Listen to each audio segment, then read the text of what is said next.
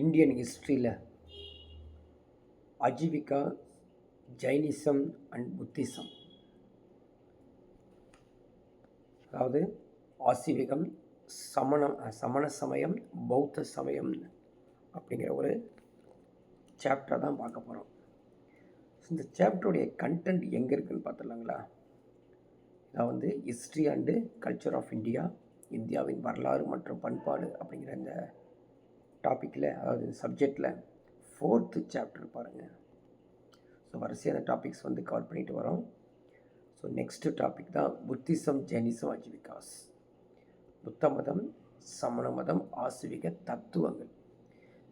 இந்த சாப்டர் எங்கெங்கே இருக்குது அப்படிங்கிறதான் இங்கே எழுதியிருக்கும் பாருங்கள். 6th standard history term 2 lesson 2, 7th standard history term 3 lesson 3, 9th standard history lesson 4, 11th standard history lesson 3.3, 12th standard ethics lesson 4. So இந்த பகுதி புத்திசம், ஜெயினிசம், அஜீவிகாஸில் நீங்கள் சிறப்பாக டிஎன்பிசி, யூபிஎஸ்சி எக்ஸாமினேஷன்ஸ்க்கு படிக்கணும் அப்படின்னா இந்த ஸ்டாண்டர்ட்ஸை நீங்கள் அப்படியே கரைச்சி குடிக்கணும். போய் இதுவும் படிச்சுக்கணும். இந்த ஸ்டாண்டர்டில் இருக்கக்கூடிய 6th, 7th, 8th, 9th, 11th, 12th படிச்சுக்கணும். இன்கேஸ் நீங்கள் எஸ்எஸ்சி எக்ஸாம் எழுதுறீங்க, ஆர்ஆர்பி எக்ஸாம் எழுதுறீங்கன்னா இந்த கிளாஸ் நோட்ஸை மட்டும் பாருங்கள் போதும்.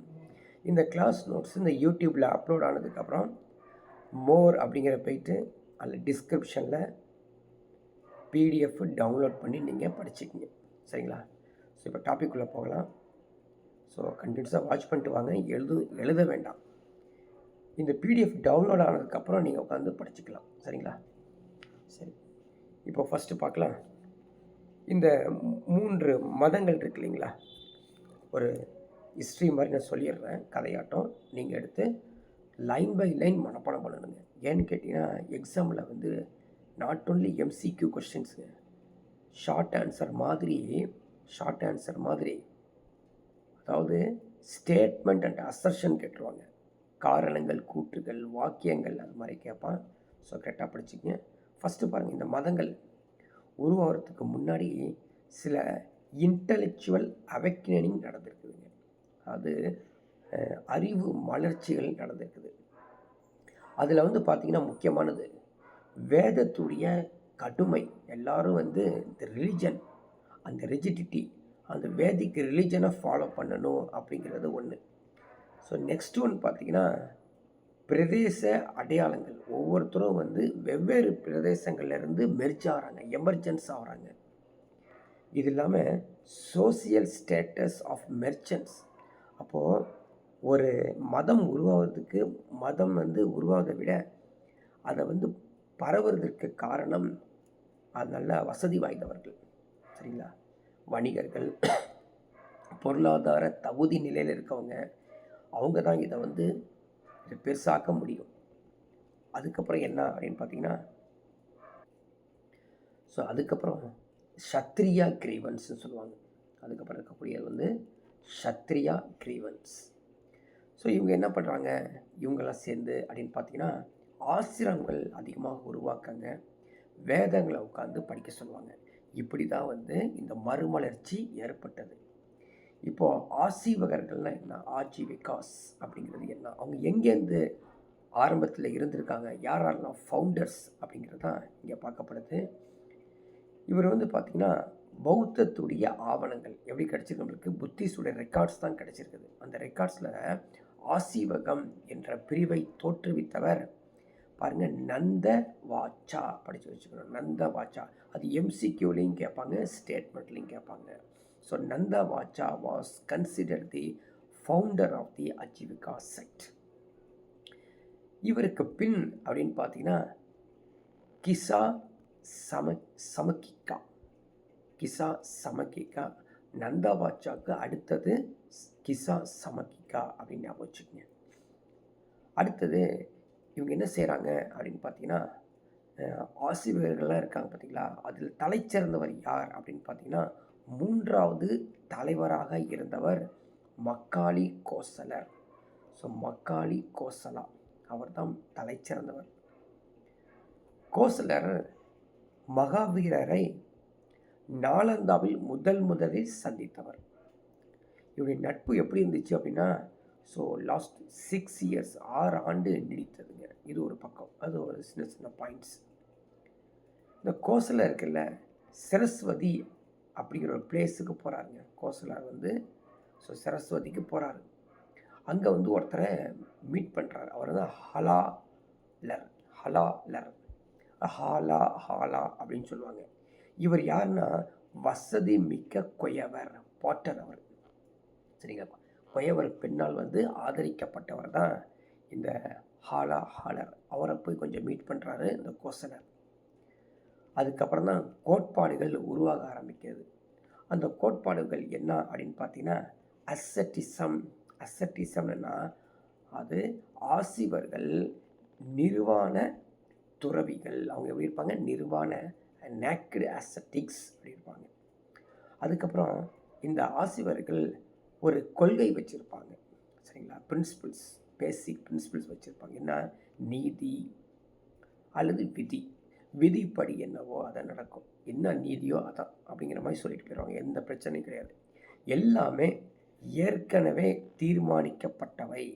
சரிங்களா? they are believe that nothing in this world could be changed as everything was predetermined. எல்லாமே வந்து உலகத்தில் முன்னாடியே செஞ்சிட்டாங்கப்பா. இன்றைக்கி தேதியில் நீ பிறப்ப, இந்த தேதியில் இறக்க போகிற அப்படிங்கிறது அந்த ஆசிவர்களுடைய பிரின்சிபிள்ஸ், பேசிக் பிரின்சிபிள். அந்த மக்காலி கோசலுடைய விதி கொள்கை தான் ஃபேட்டலிசம் அப்படிங்கிறது இந்த படத்தில் பார்ப்பீங்க. அடுத்து பாருங்கள், டிரான்ஸ்மைக்ரேஷன். அதாவது துக்கத்தை தீர்ப்பதற்கு ஒருவர் பல்வேறு பிறவிகளை எடுக்க நேரிடும். அதான் அவருடைய கருத்து. ஸோ ரொம்ப துக்கமாக இருக்குதுங்க, அந்த துக்கத்துலேருந்து வெளியே வரணும் அப்படின்னா பல டிரான்ஸ்மைக்ரேஷன்ஸ் பண்ணி அவனுக்கு பிறவிகள் எடுத்து தான் வர முடியும். அப்படி ஒரு 6 ஃபேக்டர்ஸை சொல்கிறார் அவர். 6 ஃபேக்டர்ஸ் என்ன அப்படின்னு பார்த்தீங்கன்னா, கெயின் லாபம், லாஸ் நஷ்டம், ஜாய் இன்பம், சாரோ துன்பம், அதே மாதிரி லைஃப் வாழ்வு மரணம், இத்தனையும் தாண்டி தான் நீ வர முடியும் அப்படிங்கிறத அந்த ஆசிவக சொல்கிறாங்க. ஸோ 6 ஃபோல்ட் பாத் அப்படிங்கிறது அந்த bliss, sorrow, wages, loss, death, birth அப்படிங்கிறது. இது இல்லாமல் இந்த ஆசிவரில் வேறு தத்துவ யானிகள், ஃபிலாசபர்ஸ்லாம் இருக்காங்க. அவர் யார் அப்படின்னு பார்த்தீங்கன்னா புராண கசப்பர்.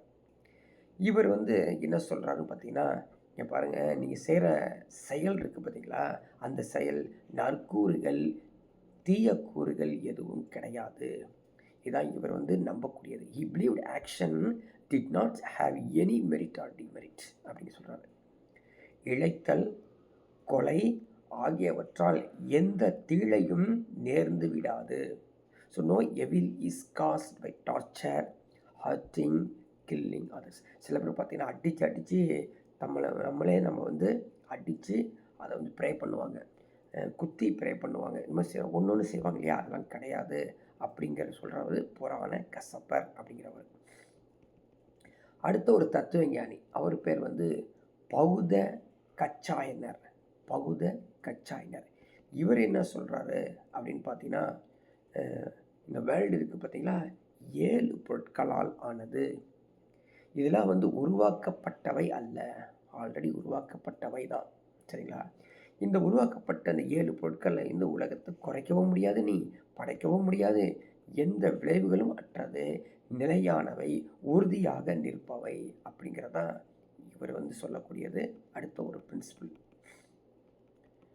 வடிவங்கள், அங்கே பார்க்கக்கூடிய ஷேப்ஸ்லாம் நீங்கள் பார்க்குறீங்களே, அது வேறொன்றாக மாறாதவை, ஒன்றில் ஒன்று தலையிடாதவை, ஒன்றிற்கு ஒன்று மகிழ்ச்சியோ வேதனையோ அல்லது மகிழ்ச்சி வேதனை இரண்டுமோ தர இயலாது. நான் ஏன் தமிழில் சொல்கிறேன்னு வச்சுங்களேன், தமிழ் ஈஸியாக புரியும். இங்கிலீஷ் மீடியம் ஸ்டூடெண்ட்ஸு இந்த பிடிஎஃப் டவுன்லோட் பண்ணி படிச்சிங்கன்னா புரிஞ்சிடும். அடுத்தது பாருங்கள், அடுத்த ஒரு தத்துவ ஞானி அஜித்த கேசம்பபலி. இவர் வந்து மெட்டரலிசம் பற்றி சொல்கிறாரு, பொருள் முதல் வாதம் அதை பற்றி சொல்கிறாரு. இவர் என்ன சொல்கிறேன்னா, ஒவ்வொரு மனிதனும் நெருப்பு, நீர், காற்று, உணர்வு இதை வச்சு தான் எல்லாத்தையும் உருவாக்கப்பட்டது. மரணத்துக்கு பிறகு வாழ்வு இருக்குன்னு சொல்கிறாங்களே, அதெல்லாம் வாழ்வு இல்லை. உடல் அழியும் போதே புத்திசாலி, முட்டாள் எல்லாருமே முற்றிலுமாக அழிந்து போகிறார்கள் அப்படின்னு சொல்லி இவர் ஒரு அந்த ஆசிவகத்தில் இருக்கக்கூடிய இன்னொரு தத்துவ ஞானி அஜித கேசம்பவல்லி அப்படின்னு சொல்கிறாரு. ஸோ ஒவ்வொருத்தருடைய கூற்றுகள் முக்கியமானது, படித்து வச்சுக்கோங்க. ஸோ இந்தியாவில் தோன்றிய இந்த ஆஜீவகாஸ் சரிங்களா, தமிழ்நாட்டில் எப்படிங்க, எங்கே அப்படின்னு பார்க்கலாம். தமிழ்நாட்டில் எங்கே இருக்குதுன்னு பார்க்குறதுக்கு முன்னாடி நம்மளுடைய தமிழ்நாட்டில் இருக்கக்கூடிய நூல்கள் சரிங்களா, என்னென்ன நூல்கள் பாருங்கள். மணிமேகலை, நீலகேசி, சிவஞான சித்தியார் ஆகியவை ஆசீவக கொள்கையை குறித்து கூறப்படுகிறதாமா. அப்போது இங்கே இருக்குன்னு தானே அர்த்தம். நீலகேசியில் போய் பார்த்தோன்னு வச்சுக்கோங்க, அவளை புத்தரிடமும் புராணிடமும் இட்டு செல்கிறது. நீலகேசியின் தேடல் புத்தரிடமும் புராணிடம் இட்டு செல்கிறது அப்படின்னு சொல்லி ஒரு அஜீவிக்குடைய லீடர் ஒன்று சொல்லியிருக்காராமா. ஸோ இப்படி இருக்கும் பொழுது சோழர்கள் பற்றி போய் பார்த்தோம். சோழர்கள் இல்லையா, தமிழ்நாட்டில் உள்ள சோழர்கள் அவங்க என்ன பண்ணியிருக்காங்க, யாராவது அஜீவிகாஸ் ஃபாலோ பண்ணுற மாதிரி இருந்தால் அவங்கள மேலே டேக்ஸுங்க, உங்களை வரி விதிச்சிருக்கேன் அப்படின்னு சொன்னால் என்ன அர்த்தம். வரி விதிச்சுங்கிறது நெகட்டிவாக பார்த்தாலும் பாசிட்டிவாக நீங்கள் பார்த்தீங்கன்னா தமிழ்நாட்டில் அஜீவிகாஸ் இருந்திருக்குன்னு தானே அர்த்தம். அப்படின்னு நம்ம பார்க்கணும். சரி, அடுத்தது லோகாயுதமும் சர்வாகமும் அப்படின்னு சொல்லி இந்த அஜீவிகாஸில் சொல்கிறாங்க. சர்வாகரும் அஜித்த கேசம்பலியும் இந்திய பொருள் முதல்வாதத்தை ஒரு முறையான தத்துவ முறையாக நிறுவியவர்கள் அப்படின்னு சொல்லப்படுகிறது. சார்வாகர் இருக்காருங்களா, அவருடைய சிந்தனை கொஞ்சம் மேம்படுத்திய சிந்தனையாக இருந்திருக்குது. அவருடைய அனுபவங்கள் எப்படி இருக்குன்னா, அறிவை தேட முடியும் அப்படிங்கிற நம்புகிற மாதிரி இருக்குது. ஆனால் வேதாஸ்லாம் இருந்திருக்கா, வேதங்கள்லாம் இருக்குதா, அந்த வேதங்களுடைய அதிகாரங்கள் இருக்கான்னா அது சரியாக தெரியல, அது கேள்விக்கு உட்படுற மாதிரி தான் இருக்குது அப்படிங்கிறது தான் அஜீவகாஸுடைய simple explanations. In India and தமிழ்நாட்டில் முடிஞ்சது, மேற்கொண்டு அதிகமாக அதில் சொல்ல முடியல. பிறகு ஜைனிசம் இல்லையா, சமண மதம் தோன்றுக்குது இந்தியாவிலையும் சரி தமிழ்நாட்டிலையும் சரி. சமண மதம் தோன்றுவதற்கு எல்லாத்துக்கும் தெரிஞ்ச ஒருத்தர் வர்த்தமான மகாவீரர், அவர் தான் தோன்றியவர். அவருடைய இயற்பெயர் எல்லாத்துக்கும் தெரியும், வர்த்தமானார் சரிங்களா. அவர் பிறந்தது பீகாரில் வைஷாலி குந்த கிராமா அப்படிங்கிற பிளேஸில் 540 BCயில் அவர் பிறந்திருக்கார் சரிங்களா. அவருடைய அப்பா அம்மா தெரியும் நம்மளுக்கு, சித்தார்த்தர் திரிசிலா தான் இந்த வர்த்தமானார் அவருடைய அப்பா அம்மா. அவர் இறந்தது பீகாரில் பவபுரி 468 BCE. ஆல்ரெடி நான் சொல்லியிருக்கேன், BCE சொல்கிறது எல்லாமே இயர் குறைஞ்சிக்கிட்டே போகும், BCE சொல்கிறது எல்லாமே இயர் குறைஞ்சிக்கிட்டே போகும், CE சொன்னீங்கன்னா இயர் இன்க்ரீஸ் பண்ணிட்டே போகும். சரி, இந்த ஜைனிசமில் கிட்டத்தட்ட பார்த்தீங்கன்னா எத்தனை பார்த்துங்க, 24 தீர்த்தங்கராஸ் இருந்திருக்காங்க. அவங்களுடைய லிஸ்ட்டு கொடுக்கப்பட்டுள்ளது, அந்த லிஸ்ட்டை ஸ்ட்ராங்காக படித்து வச்சுக்கோங்க. சரி, இதை நான் உங்களுக்கு இதை படித்து காமிக்கிறது எல்லாமே ஒன்று தான். நீங்கள் இந்த PDF டவுன்லோட் பண்ணி படித்து வச்சுக்கணும் சரிங்களா. இருந்தாலும் முதல் தீர்த்தங்கர் யார் அப்படின்னு படித்து வச்சுக்கோங்க. ஆதிநாதர் சொல்லக்கூடிய ரிஷபர் சரிங்களா. இவரை இயக்கியவர் யார் அப்படின்னு பார்த்தீங்கன்னா சக்கரேஸ்வரி அப்படிங்கிற ஒரு பெண் தெய்வம்.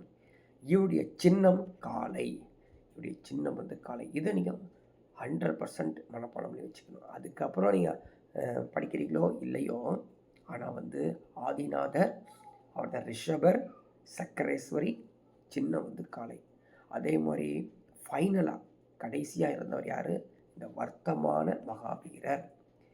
சித்தாக்கியா அப்படிங்கிற ஒரு பெண் தேவியம் தான் இயக்கியது. இவருடைய சின்னம் சிங்கம், சிங்கம். இதை நம்ம படிச்சுக்கணும். ஸோ நேரம் இருக்கும்போது இந்த 24 படித்து வச்சுக்கோங்க.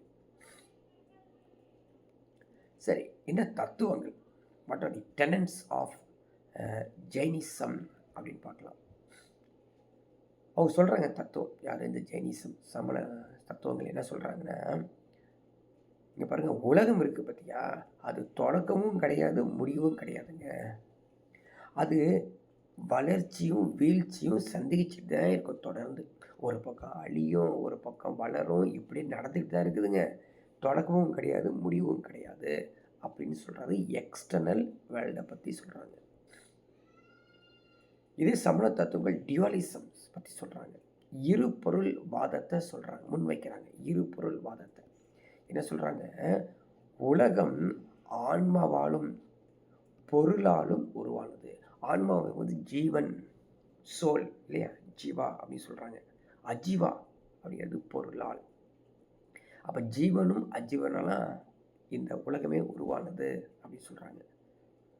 இந்த ரெண்டு சேர்ந்துச்சுன்னு வச்சுக்கங்களேன், கர்மா. ஜீவனும் அஜீவனும் இணையும் போது கர்மா உண்டாகிறது, வினை உண்டாகிறது. இதான் பிறப்பு இறப்பு என்ற முடிவற்ற சுழற்சிக்கு கொண்டு போகுது அப்படிங்கிறத அந்த கர்மா பற்றி சொல்கிறாங்க.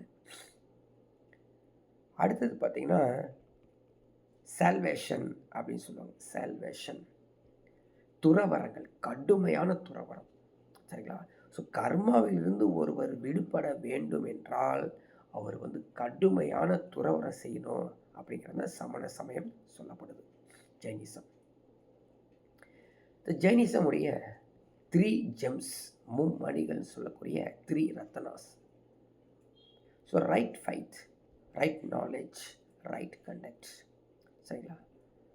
நன்னம்பிக்கை, நல்லறிவு, நன்னடத்தை, சரிங்களா. இதை வந்து சமயோக் தர்ஷனா, சமயோக் ஜினானா, சமயக் மகாவர்த்தா அப்படிங்கிற 3 மும்மணிகளை ஞாபகம் வச்சுக்கணும். இந்த 3 மும்மணிகள் என்ன சொல்ல போகுது அப்படிங்கிறது தெரியும். சமய தரிசனம், சமய ஞானம், நற்செயலை பற்றி சொல்லுது சமய சரித்திரம். அதே போல் ஒரு 5 பெரும் சூழலைகள், 5 கிரேட் வாஸ் கொடுக்குறாங்க. என்னென்னா அந்த வாஸ் அப்படின்னு பார்த்தீங்கன்னா, கொல்லாமை, கல்லாமை, பொய்யாமை, புலனடக்கம், பொருள் பற்றின்மை, சரிங்களா. அதை விட நீங்கள் தெரிஞ்சுக்க வேண்டியது அகிம்சா, அசத்தியா, சத்தியா, பிரம்மச்சாரியா, அபஹரியா. இதை தான் நீங்கள் படிச்சுக்கணும். எக்ஸாம்பிள் இது மாதிரி தான் கேட்பானுங்க, சரிங்களா. கொல்லாமை, கல்லாமை, பொய்யாமை, புலனடக்கம் அப்படிங்கிறது ஒரு மீனிங்ஃபுல்லாக தான் இருக்கும், அது மீனிங். ஆனால் அகிம்சா, அசத்தியா, சத்தியா, பிரம்மச்சாரியா, அபஹரிகா அப்படிங்கிற மாதிரி தமிழ்லே அப்படின்னு நேரடியாகவே கேட்பாங்க. அடுத்து பாருங்கள், அநேகானந்தவாதம். அநேகானந்தவாதம், அநேகானந்தவாதம் ஒரே பொருள் பல இயல்புகள் பொருந்தியிருப்பது அநேகாதவாதம். ஒரே பொருள் பல இயல்புகள், சரிங்களா. அதாவது the theory of manifoldness reality, manifoldness reality. இந்த சமண சமயத்தில் ஜெயினிசமில் பிரிவுகள் காணப்படுது பாருங்கள். பிரிவுகள் படிச்சிருப்போம், நம்ம லோயர் ஸ்டாண்ட்லேயே படிச்சிருப்போம். செக்ட்ஸ் என்ன அப்படின்னா, திகம்பராஸ், திகம்பராஸ், ஸ்வதம்பராஸ், திகம்பராஸ், ஸ்வதம்பராஸ். இவங்க வந்து திகம்பரர்கள் என்ன செய்கிறாங்க அப்படின்னு பார்த்தீங்கன்னா, பஞ்சத்தால் பயங்கரமாக அவங்க அடிபட்டு அந்த சமண துறவிகள் தெற்கு நோக்கி சென்றார்கள், சரிங்களா. இவர்கள் அடையக்கூடிய ஆணையை திசை ஆடையாக அணிந்தவர்கள். ஸோ என்னது, திசை ஆடையாக அணிந்தவர்கள், அதாவது ஆடியே இல்லை, நிர்வாணமாக இருக்கிறதா திசை ஆடை, அது ரிமைண்ட் நேக்கடு, புரியுதுங்களா. அவங்க தான் திகம்பராஸ். ஸ்வதம்பராஸ் வந்து ஒரு ஒயிட் இல்லையா, வெள்ளை ஆடையே பூசியிருப்பாங்க, மேலே வந்து போட்டிருப்பாங்க. அது இல்லாமல் வாயை வந்து வெள்ளையால் மூடப்பட்டிருக்கும். அது ஸ்வதம்பராஸ் அப்படின்னு சொல்லுவோம். ஸோ அதோட எக்ஸ்பிளனேஷன் தான் திகம்பராஸ், ஸ்வதம்பராஸ். ஸோ திகம்பரார்கள் வைத்திக, அது வைத்திக பழமை வாய்ந்த போக்குடையவர்கள். ஸோ ஆர்த்தோடாக்ஸ், இதான் கேட்பாங்க, படிச்சுக்கணும். Orthodox and conservative followers. சொத்தம்பராஸ் எடுத்துக்கிட்டிங்கன்னா பேசிக்கலி எப்படி இருப்பாங்க அப்படின்னு பார்த்தீங்கன்னா ப்ரொக்ரெசிவ் இன் நேச்சர், முற்போக்கு சிந்தனை உள்ளவர்கள், கொஞ்சம் பிராட் மைண்டில் திங்க் பண்ணுவாங்க சொத்தம்பராஸ். இதில் திகம்பராஸில் இருக்கக்கூடிய அந்த மாங்க்ஸ், அந்த துறவிகள் ஆடைகள் அணிவதில்லை அப்படின்னு நம்ம ஏற்கனவே பார்த்துட்டோம். பெண்கள் எப்படி? பெண்கள் நேரடியாக விடுதலை பெறவோ நிர்வாண நிலை அடையவோ முடியாது அப்படின்னு கூறப்பட்டுள்ளது. நெக்ஸ்ட்டு சொத்தம்பராஸ் பொறுத்த வரைக்கும் அவங்க எப்படி இருப்பாங்க அப்படின்னு பார்த்தீங்கன்னா பிரிவை சேர்ந்த துறவிகள், வெள்ளை நிற ஆடைகள். சிலது பார்த்தீங்கன்னா கம்பளி நூல்களை கொண்ட சிறிய துடைப்பம் வர வச்சுருப்பாங்களாமா, பிச்சை பாத்திரம், புத்தகம் இதெல்லாம் வச்சுருவாங்க. இதில் வந்து பார்த்திங்கன்னா யார் சொத்தம்பராஸில் ஆண்கள் எப்படி இருப்பாங்களோ அதே மாதிரி தான் பெண்களும் இருப்பாங்க அப்படிங்கிற ஒரு கம்பேரிஷனாக நம்ம இங்கே பார்த்துருக்கோம். நெக்ஸ்ட்டு வந்து பார்த்திங்கன்னா சமண சமய மாநாடு எப்போ நடந்திருக்குது, கான்ஃபரன்ஸ் சொல்கிறோம் இல்லையா. ஸோ ஃபஸ்ட்டு கான்ஃபரன்ஸ் அப்படின்னு எடுத்துக்கிட்டோம், எப்போ நடந்திருக்குது பாருங்கள். பிசிஇ 3ஆம் நூற்றாண்டில் பாடலிபுத்திரம் நகரத்தில் ஸ்தூலா பத்திரர் தலைமையில் நடைபெற்றுள்ளது. இந்த பாயிண்ட்லாம் நீங்கள் வந்து மனப்பாடம் பண்ணி வச்சுக்கணும், கேட்பாங்க. சரிங்களா? இந்த முதல் மாநாடு. இந்த முதல் சமண சமய நூல்கள் 12 அங்கங்களாக தொகுக்கப்பட்டுள்ளது.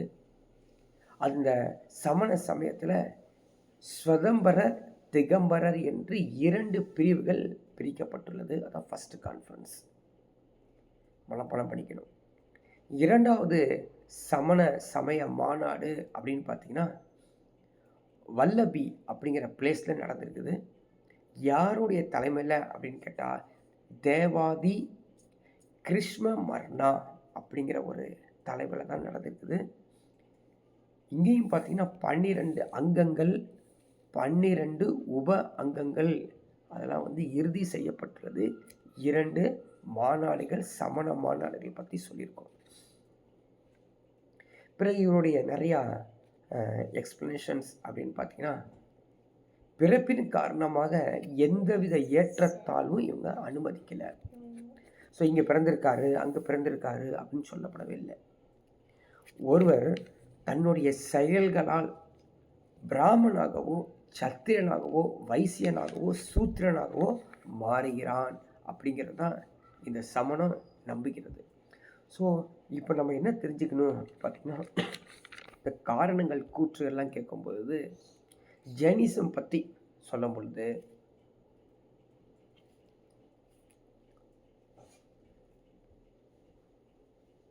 ஸோ அதில் நெக்ஸ்ட் ஒன் பாருங்கள், பெண்கள்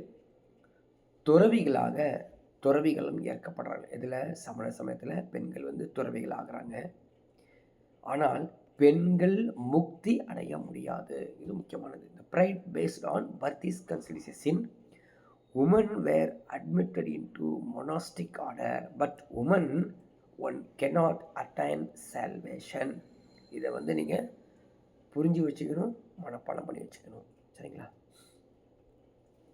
சரி, ஜைன சமயத்தில் அரசு ஆதரவு பெற்ற அரசாங்கம் அல்லது ராஜாக்கள் யாவை அப்படின்னு சொல்லி கொஞ்சம் பார்த்தோம்னா கொஞ்சம் நார்த் இந்தியாவில் போய் பார்க்குறோம். பிம்பிசாரா, அஜாத சத்ரு, உதயன், ஹர்ஷவர்தனா, சரிங்களா, அதுக்கப்புறம் வந்து காரவேலா, சந்திரகுப்தா மௌரியா, இவங்க எல்லாரும் சப்போர்ட் பண்ணிட்டு இருக்காங்க வட இந்தியாவில். சவுத் இந்தியாவில் எடுத்துக்கிட்டோம் அப்படின்னு பார்த்தீங்கன்னா கடம்பா அவங்களுடைய வம்சம், கங்கா வம்சம், ராஷ்டிரகூட்டாஸ், சாலுகாஸ், இவங்கெல்லாம் வந்து சவுத் இந்தியாவில் ஃபாலோ பண்ணியிருக்காங்க, சப்போர்ட் பண்ணியிருக்காங்க. இது ஜைனிசம். தமிழ்நாட்டில் போய் பார்க்கலாம்.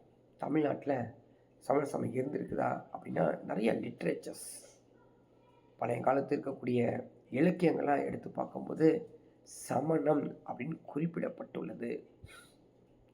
சமணர் மலைனே ஒன்று இருந்திருக்குது.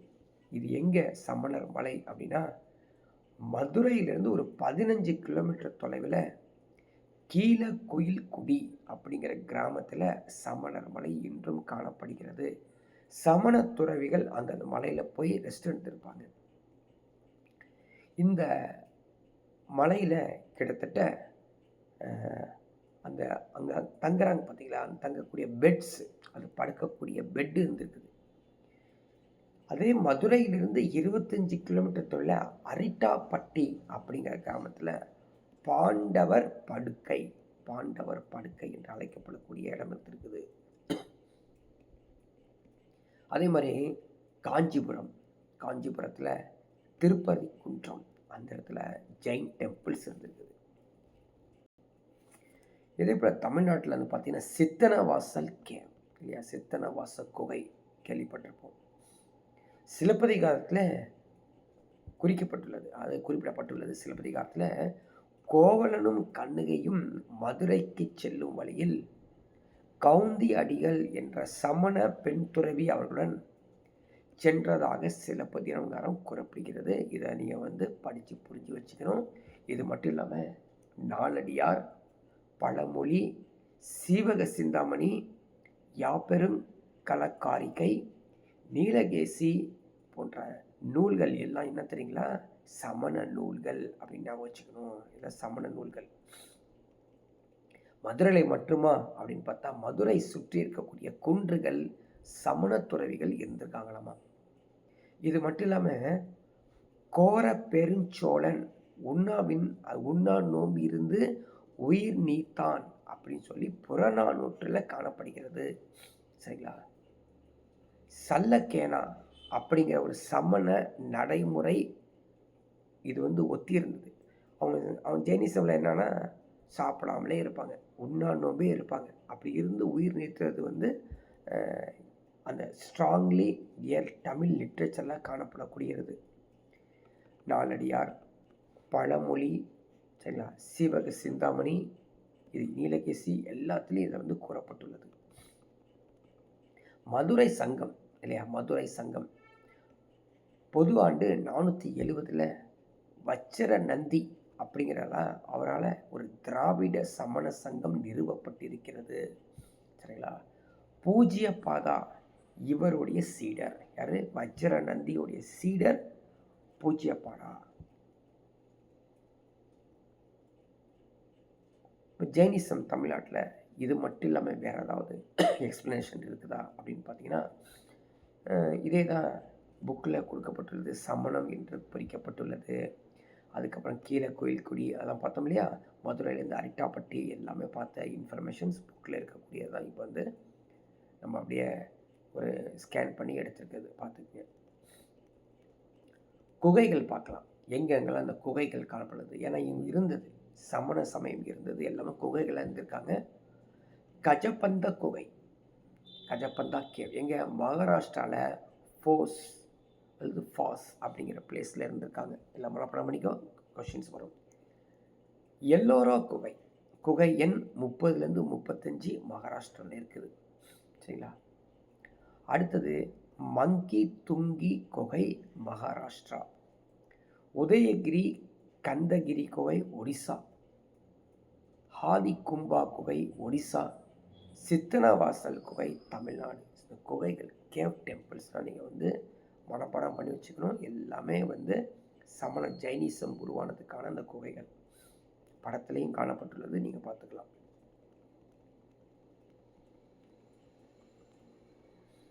ஓகேங்களா, ரைட். இப்போ சிலைகள் பார்க்கலாம், ஸ்டாச்சுஸ். பாகுபலி கர்நாடகாஸ்வரன், சரிங்களா. கோமதேஸ்வரா பாகுபலி எங்கே, கர்நாடகாவில். அஹிம்சா சிலை இந்த ரிஷபநாதர், மகாராஷ்டிரா இருக்கக்கூடிய மங்கி துங்கி உடைய சிலை, இதெல்லாம் சமண சமயம் பரவி உள்ளது காண முடிகிறது. ஸோ அதுக்கான சிலைகள் படங்கள் எல்லாமே படத்தோடு காமிக்கப்பட்டுள்ளது.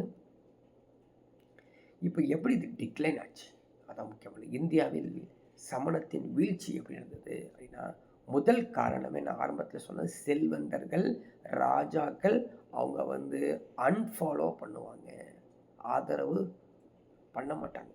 Options of royal patronage.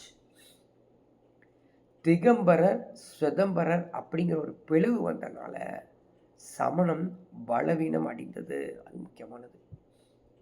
அடுத்த ஒரு முக்கியமான காரணம் என்னன்னா, காலங்கள் மாற மாற மாற மத இயக்கங்கள் செயலற்று போனது தான் பிரச்சனையே.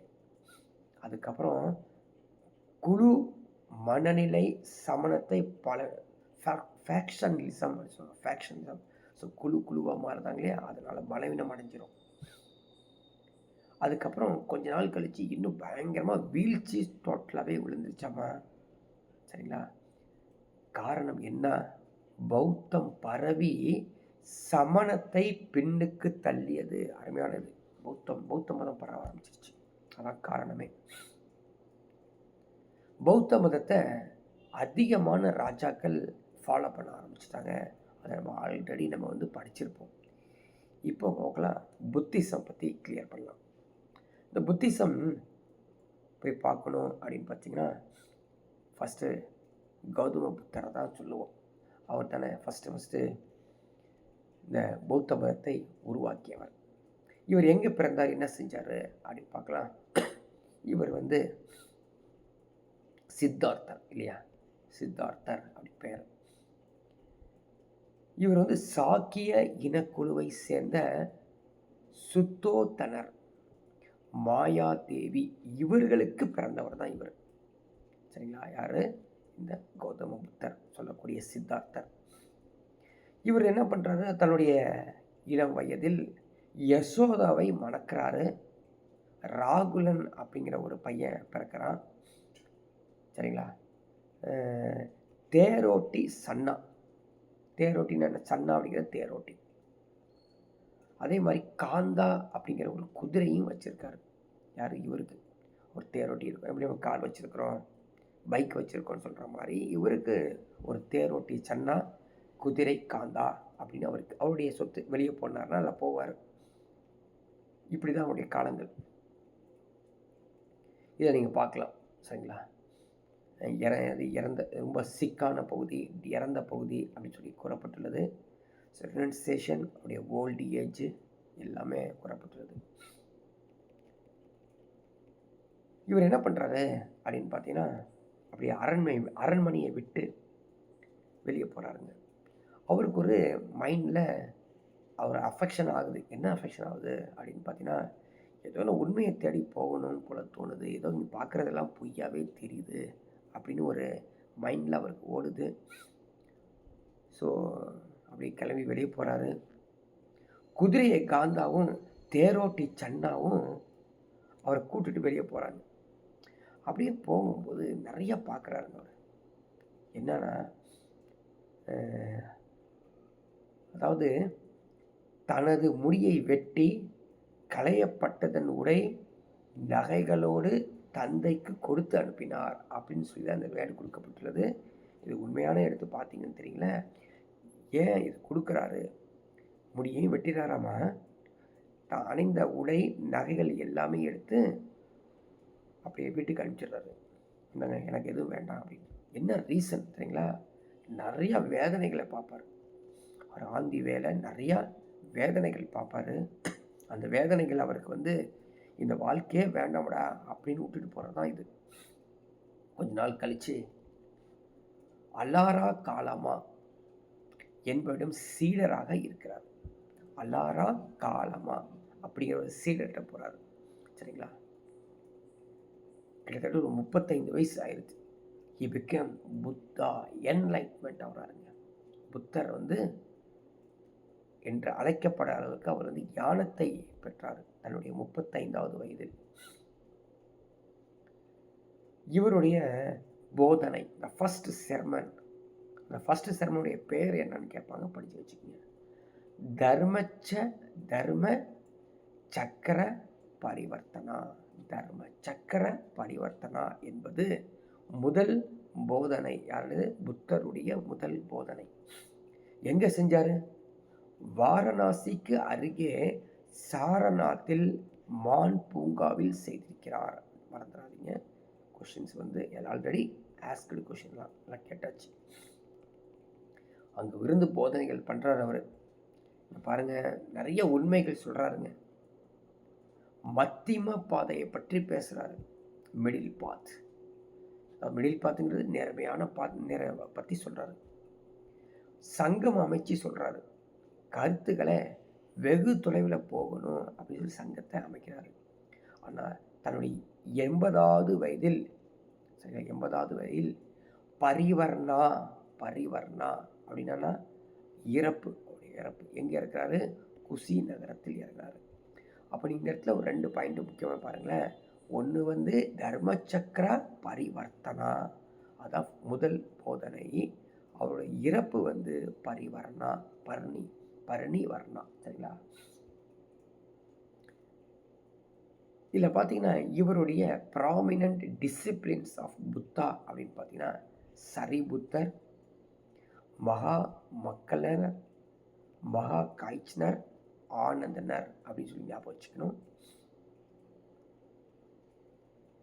இவருடைய போதனைகள், முக்கியமான போதனைகள் என்ன அப்படின்னு பார்த்தீங்கன்னா 4 துன்பம் பற்றிய போதனைகள் சொல்கிறாருங்க அவர். சரிங்களா? என்னென்ன அப்படின்னு பாருங்கள். துன்பம் பற்றிய உண்மை, துன்பத்தின் காரணம் பற்றிய உண்மை, துன்பத்தின் முடிவு பற்றிய உண்மை, துக்க நிவாரண மார்க்கம். So truth of suffering, cause of suffering, solution for sufferings, implement right action. The 4 noble truths. So அதை பற்றி எக்ஸ்ப்ளனேஷன்ஸ் கொடுத்துருக்காங்க. சரிங்களா? துக்கம், துக்க நிவாரணம், துக்கோற்பத்தி, சரிங்களா, துக்க நிவாரண மார்க்கம் அப்படின்னு ஞாபகம் வச்சுக்கோங்க. இது இல்லாமல் அது 8 நற்பாதைகள் பற்றி சொல்கிறாருங்க. நல்லம்பிக்கை, நல்லெண்ணம், நல்ல பேச்சு, நல் செயல், நல் வாழ்க்கை, நன்முயற்சி, நற்சிந்தனை, நல் தியானம். இதெல்லாம் ஜஸ்ட்டு இப்படி கோத்ரூ பண்ணிக்க. ஏன்னா எல்லாம் கொஷின்ஸ் கேட்க மாட்டாங்க. ஜென்ரலி இது மாரல் பற்றி இருக்கும். புத்தர் என்ன சொல்கிறார்? கடைசியாக ஒரு முடிவு எடுத்தானா, புத்தர் கடவுள் இருப்பை ஏற்கவும் இல்லை மறுக்கவும் இல்லை. So neither accepted not denied extensions of God அப்படிங்கிறது முக்கியமானது. அவருடைய டீச்சிங்ஸ் எடுத்துக்கிட்டோம் அப்படின்னு பார்த்தீங்கன்னா அவர் நிறைய சொன்னது தம்மா பற்றி சொல்லியிருக்காரு. தம்மா, அவருடைய போதனைகள் தான் தம்மான் என்று அழைக்கப்படுகிறது. கர்ம கோட்பாட்டை பற்றி சொல்கிறாரு. புத்தர் கடவுள் இருக்குன்னு ஏற்றுக்கவே இல்லை. பிரபஞ்ச விதிகளை நம்பினார். He believed the laws of universe. நிர்வாண நிலை அடைவதே இறுதி நோக்கம், அவருடைய வலியுறுத்துறது. புத்தர் அகிம்சையை வலியுறுத்துறாரு. சாதி படிநிலையை நிராகரிக்கிறாரு. வாழ்க்கை சக்கரம் அப்படிங்கிறத அவர் பிரதிபலிக்கிறாரு. இதுதான் இவருடைய முக்கியமான போதனைகள். இந்த 4 பாயிண்ட்டு மனப்பாடம் பண்ணி வச்சுக்கணும் நீங்கள். ஸோ புத்திசம் பொறுத்த வரைக்கும் பௌத்த மாநாடுகள் 4 மாநாடுகள் நடத்தப்பட்டுள்ளது.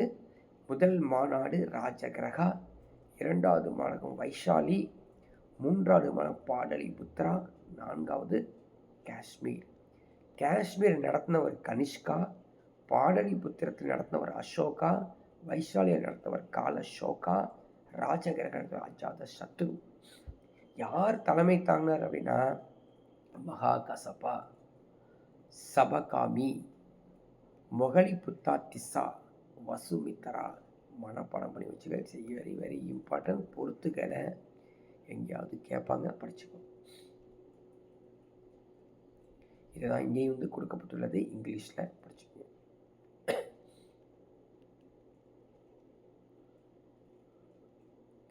இப்போ பௌத்தத்தில் பார்த்தீங்கன்னா பிரிவுகள் ஆரம்பிச்சிருச்சு. எப்போ பிரிவு ஆரம்பிச்சு தெரியுங்களா? 4வது மாநாடு காஷ்மீரில் நடக்கும்போது ஹீனயானா, மகாயானா. நம்ம ஃபாலோ பண்ணது தெரியுங்களா? ஹீனயானத்தை நம்ம ஃபாலோ பண்ணோம். சைனா, ஜப்பான், அதுக்கப்புறம் நேபாள், இங்கே இலங்கை, அவங்களாம் மகாயானத்தை ஃபாலோ பண்ணாங்க. மகாயானத்தை ஃபாலோ பண்ணவங்க எல்லாரும் என்ன பண்ணாங்க? நாடுகளாக உருவாகுது. ஈனயானத்தை ஃபாலோ பண்ண இந்தியா புத்திசத்தை கைவிட்டுறாங்க. பிறகு வேற ஒரு மதம் வந்துடுது, அதை ஃபாலோ பண்ணுறாங்க. ஈனயானம் என்ன சொல்லுதுங்க, இங்கே பாருங்கள், சிலையெல்லாம் கிடையாது, படங்கள்லாம் வச்சு வணங்கக்கூடாது, இங்கே சிலைகள் வச்சு வணங்கணும், ரொம்ப எளிமையாக இருக்கணும், அசட்டட்டி. சரிங்களா? இங்கே நிறைய சடங்குகள் செஞ்சாங்க. தனி மனிதர் யாராக இருந்தாலும் சரி, நீங்கள் முக்தி அடையலாம், சால்வேஷன் நடக்கும். இங்கே அனைத்து உயிரினங்களும் முக்தி பெறுவது தான் நோக்கம் அப்படின்னு சொல்லி மகாயானத்தை சொல்லிட்டாங்க. இது முக்கியமானது, படிச்சுக்கோ. ஈனயானத்தில் பிராகிருத மொழியில் பயன்படுத்தினாங்க, யாருக்குமே புரியாமல் போச்சு. தமிழ்நாட்டில் பிராகிருத் லாங்குவேஜ். பட் அது மகாயானத்தில் சான்ஸ்கிரிட் கொஞ்சம் புரிய ஆரம்பிச்சு. நிறைய பேர் வந்து சான்ஸ்கிரிட்டு யாருங்க, சில ராஜாக்கள் தன்னுடைய ராஜ மொழியாக வச்சுருந்தாங்க சமஸ்கிருதத்தை. ஈனயானம் தேவவாதம் என்று அழைக்கப்பட்டது. பாருங்க, தேரவாதா அப்படின்னு சொல்லுவாங்க. ஈனயானத்தை தேரவாதம். சரிங்களா? இப்பிரிவு இலங்கை, மியான்மர் மற்றும் தென்கிழக்கு ஆசிய நாடுகளில் பரவியது. ஆனால் மகாயானம் ஆசியா, திபெத், சீனா, ஜப்பான் இந்த நாடுகளெல்லாம் இந்த மொழியில் பரவியது. என்ன மொழி? மத்திம வழியில் வந்து இது பரவியது. இந்த புத்திசமுடைய மதங்கள் ஃபாலோ பண்ணதுக்கான இலக்கிய சான்றிதழ்லாம் கிடைக்குது. இலக்கிய சான்றிதழ்கள் என்னென்ன இலக்கிய சான்றிதழ் பாருங்கள். இப்போ வந்து பாலி மொழியில் வந்து இவருடைய போதனைகள் இருந்ததால் அனைவருக்கும் போய் சேரவே இல்லைங்க. திரிபிடகாஸ்ன்னு சொல்லுவாங்க. 3 baskets, 3 கூடைகள். வினய பிடகா, சுத்த பிடகா, அபிதம்ம பிடகா. சரிங்களா? இதெல்லாம் படித்து வச்சுக்கணும், கேட்பாங்க. தமிழ்நாட்டில் புத்திசம் எப்படி இருந்தது அப்படிங்கிற எவிடன்ஸ் பார்த்தோம்னா, அசோகருடைய கல்வெட்டிலேயே சிறப்பாக குறிப்பிடப்பட்டுள்ளது. காவிரி பூம்பட்டினத்தில் 4ஆம் நூற்றாண்டைச் சேர்ந்த பௌத்த வளாகம், இது முக்கியமான சான்றுகள். இது மட்டும் இல்லாமல் மணிமேகலை, குண்டலகேசி பௌத்த காப்பியங்கள் அப்படின்னு ஞாபகம் வச்சுக்கணும். காஞ்சிபுரத்தில் ஒரு பௌத்த தலை தோங்கிய மையம் இருந்திருக்குது. இந்த மையத்தில் தின்னகர், தர்மபாலர் இவங்கெல்லாம் வந்திருக்காங்க. ஆல்ரெடி படிச்சிருக்கோம். அசோகர் ஸ்தூபி இருக்கு இல்லையா, அந்த அசோகர் ஸ்தூபிகளை யுவான் சுவாங் வந்து போனதாக காஞ்சிபுரத்தில் உள்ளது, தெரிஞ்சுக்கலாம். இது இல்லாமல் நாகப்பட்டினத்தில் போய் பார்த்தோன்னு வச்சுக்கங்களேன், நாகப்பட்டினம் அங்கே வந்து ராஜராஜ சோழன் அவருடைய ஆட்சி காலத்தில் 1006 ஸ்ரீவிஜய அரசன் சூளாமணி வர்ம விகாரன்னு அர்த்தம். அந்த கோவில் யாருடைய கோவில்? புத்திசமுடைய கோவில் தான் விகாரா அப்படின்னு சொல்லுவாங்க. ஆனால் இந்த புத்திசம் டிக்ளைன் ஆயிருக்கு இல்லையா, இப்போ இல்லைல்ல, நிறைய இடத்துல இல்லையா, நம்ம இந்தியாவில் கிடையாது. நம்ம இந்தியா பற்றி தான் பேச முடியும், இந்தியன் ஹிஸ்ட்ரி தான் படிக்கிறோம். பௌத்த காலம் பிரிவுகள் உண்டாச்சு பார்த்தியா, அந்த பிரிவுகள் தான் பிரச்சனை. பிரிவுகள் எப்போ உருவானது? கனிஷ்கர் ஆட்சி காலத்தில் 4ஆம் பௌத்த சங்கம் நடந்துச்சு இல்லையா, அப்போ தான். சரிங்களா? ஹர்ஷவர்தனர் காலத்துக்கு பிறகு பௌத்த அரச ஆதரவை இழந்தது. வேத மதம், ரிக் வேதம், யஜுர்வேதம் இல்லையா, அதெல்லாம் உருவானுச்சு. பக்தி இயக்கங்கள் நிறையா உருவானுச்சு. ஹூனர்கள்லாம் படையெடுப்பு, இன்வேஷன் ஆஃப் ஹூனர்ஸ், அவங்களாம் வந்தாங்க. அப்படியே இது டோட்டலாகவே அழிஞ்சிருச்சு. சரி, இவங்களுடைய ஆர்கிடெக்சர் எடுத்து பார்த்தோம்னா ஸ்டூபாஸ்ன்னு சொல்லுவாங்க. ஸ்தூபிகள் எல்லாமே வந்து இவங்களுடைய கோவில் மாதிரி போய் தங்கியிருந்து ப்ரே பண்ணக்கூடிய பிளேஸ். ஹார்மிகா, சாத்திரம் எல்லாம் உள்ள அடங்கியது. இதுக்கு ஒரு சுற்றுப்பாதை இருக்கும், அது வேலி. ஸோ வேத்திகா அப்படிங்கிறது சுற்றுப்பாதை, ஹார்மிகா, சாத்திரம் அப்படி உள்ள அடங்கி இருக்கும். மௌரியர் காலத்திலும் குப்தர் காலத்திலும் ஸ்தூபிகள் ரொம்ப பெருசாகப்பட்டது, ரினோவேஷன்லாம் நடந்தது. சரிங்களா? சாஞ்சி ஸ்தூபி இல்லையா, சாஞ்சி ஸ்தூபி கேள்விப்பட்டிருப்போம். பர்ஹூட், அமராவதி ஸ்தூபி, இதெல்லாம் வந்து ஃபேமஸான ஸ்தூபிகள். அதனுடைய படத்தை தான் நீங்கள் பார்க்குறீங்க, சரிங்களா?